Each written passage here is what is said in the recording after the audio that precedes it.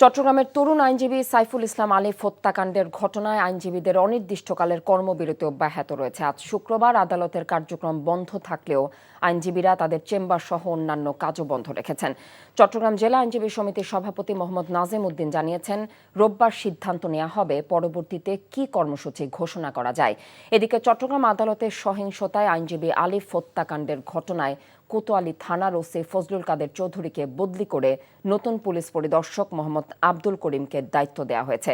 গত বুধবার থেকে দুদিনের কর্মবিরতি পালন করেন আইনজীবীরা। এ কারণে চট্টগ্রাম জেলা, বিভাগ ও মহানগরের ৭৪টি আদালতে কোনো শুনানি অনুষ্ঠিত হয়নি।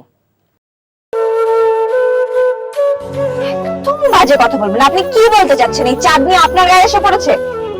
আজে বাজে লোক কোথাকার।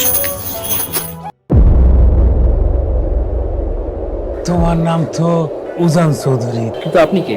আমারে তোমার চেনার কথা না, তোমার দাদার আমলের মানুষ। আমার নাম সাজপাতি। চাঁদনি, আবার কবে দেখা হবে? আমি ওসমান। তুমি তো দেরি করে এলে কেন? আমি তো এই ফার্স্ট টাইম এখানে এলাম। আমি তোকে অনেক বছর ধরে খুঁজে বেড়াচ্ছি। সব কিছুর জন্য তুই দায়ী।